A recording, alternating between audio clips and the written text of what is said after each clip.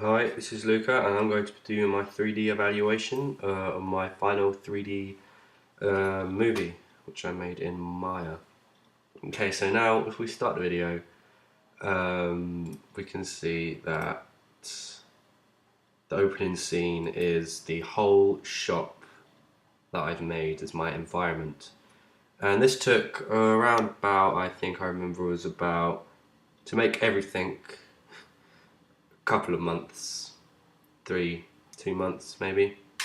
That's when I had to learn how to use the software, learn what tools did what, and pretty much, yeah, it took me about 3 to 2 months, 2 to 3 months.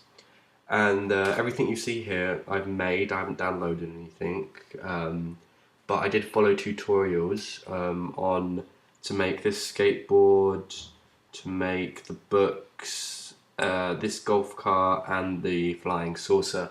And they were the only 4 tutorials that I used, and the rest were just from my mind and looking at photos for reference.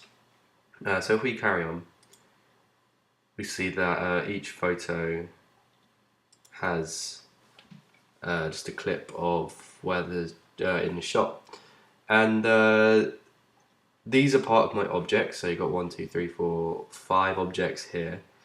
It's a clock, skateboard, and I got the Pokeball idea for when I was watching a YouTube video and an advert came up for Pokemon. So I was like, I can make a Pokeball. Yeah, this is part. This is a really good shot. I quite like because it's got my favourite things like Rubik's Cube. And yeah, and this shot goes on different things: piggy bank, train, car, checkers, kettle, and a lamp. These are all part of my models that I've made. I made these from scratch. No tutorials were used to make these. That was from my head. These 2 robots are just made up. The microwave I just knew from using the tools, and this radio I got from a photo that I just recreated in 3D. Pretty much, and then you come to the glasses. I got one of the glasses I made all myself, but I learned how to do that via tutorial to add the materials to the glass. And I made 4 different sets of glasses. So you got a wide glass, a jug, and 2 other normal glasses. Now you come here, we come to the main toy. Is this flying saucer, which I followed a tutorial for. And you see in a minute it starts moving. As it starts moving, it's following a CV curve tool, and I've set the speeds to go this fast. And you see how it's gone to the side a bit. What I've done is I've typed into the Maya to turn 90 degrees at this certain point, keyframed it, so right click and press set key, and then it does it for that little bit, and then you keyframe it again to put it level to whatever you want. So it goes through, and everything you see here I've done. So I'm just trying to, what I'm trying to do there was I was trying to, this works, oh it's frozen. And if I was trying to do was show off everything as it flies past. So like you see, it's flying past the Pokeball and all of that, and then and then it flies past there. Everything you see I've made, and even the lighting. It was I had to download a plugin for the lights, and the way that it's quite like I've had to make the scale so the room is like 3 meters high, and the lights got to scale to that's like a real life thing, so it gives a realistic kind of light. And I've put like I think 9 lights in there, so there's loads of different shadows, which make it even that more a bit more realistic. And you see the reflections in all the things, and it's tinted metal, and yeah, that is all. That is pretty much everything I've done. It's the animation right here. Or I just kit the C-frame using the graph editor to make it faster and slower and more smooth. And but with the camera animation of the camera, I just used keyframes because it was too hard to make it with a CV curve tool. Well, some of the problems that I encountered was making um, these books. Even though I had to follow in tutorial, it was really hard to do something. I kept on getting them wrong, but that's before I even really knew much about Maya. But after I overcame that, modeling became pretty much easy. But the only real problem I had was it took me a while to get my head around lighting and the animation. Animation took around about a week, but that was like a week straight, like solid, not really focusing on any much other work I was doing, just pure solid trying to get this animation right. And even though it didn't look that good, it's better than if I just spent my 3D lessons doing it.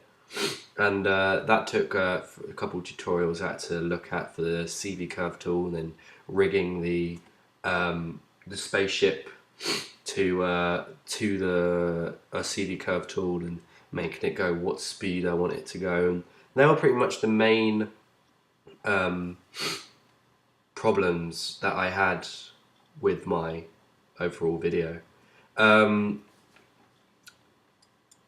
I've since I've finished this video, I've passed it around, showed all my friends and my family. They said they really liked it, really impressed. They weren't that sure that what I was actually doing at college, because I wasn't that before I told them I wasn't that. I was just really brief with it, but now they look at it, they're like, "Oh, this is what you do at college. This is amazing." And to me, compared to what I've seen to my class, it's they're all the same. Everyone in the class is doing really good, and I just consider this being an alright piece of 3D.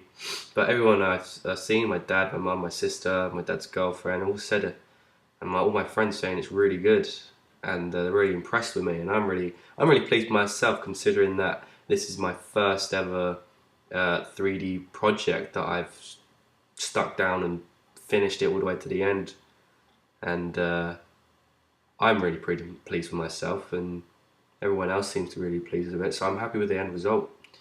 There was some negative feedback which I got back, a positive discrimination I think it's called, and what it was when you fly past the window, the whole thing just turned black for some reason. I couldn't figure out what it was. So if you come start here, if you just look at the window over here where it says Doran Secondhand Shop, and all of a sudden it turns black, and there's no reflection in that really, and really puzzled me why it did that. So and then it just turns and goes back. So I think that was the only main problem that it had. And so people said it was good, but what could have made it a little bit better was to have some sort of like jet like looking fuel kind of come out of here to make it look like it was flying. But I didn't really want to put that because it's a toy plane, and you know, toy planes don't have any fuel in it, so why would it light up? But then again, it's a flying toy on its own, so the realism doesn't really take into account of anything.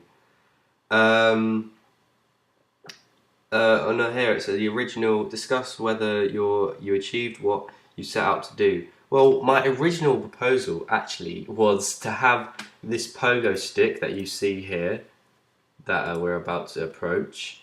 My original idea was to have that pogo stick like come into the store and get left there, and it says 1 year later, and it tries to break out. So if you come see it, and it was supposed to set out at the start in this cupboard. So we're going to pass this cupboard in a second.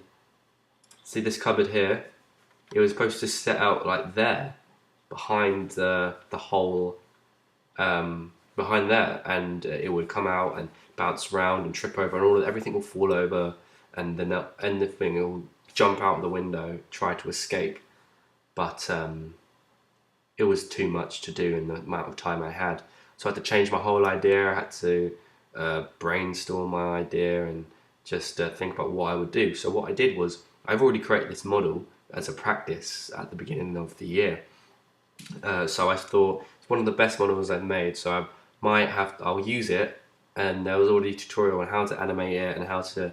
So I thought it would be pretty easy, but I still had to get my head around how I did it. And when I learned it, I just did it all myself, and it was really easy to do.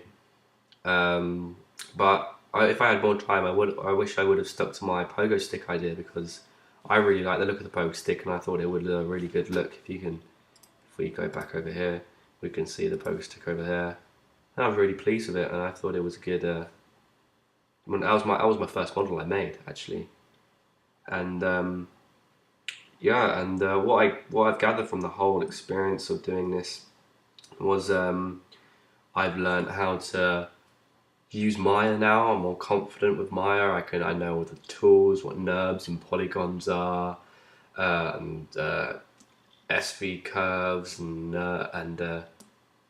like just curves in general, importing images and stuff. I've learned so much, and it's really pushed me in towards what I would like to do when I leave college, what I would like to study. And 3D is one of the big main options that I wish that I want to do, because I just really enjoy it.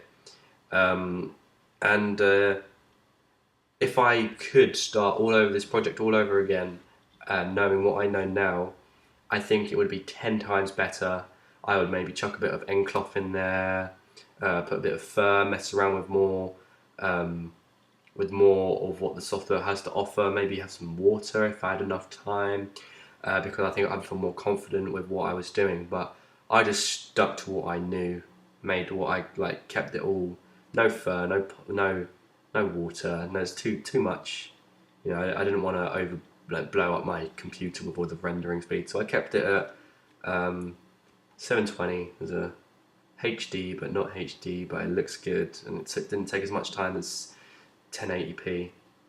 And if I did the project again, I would probably have it in a totally different location. If and I think I would just model everything really, really fast. Wouldn't have to learn anything more.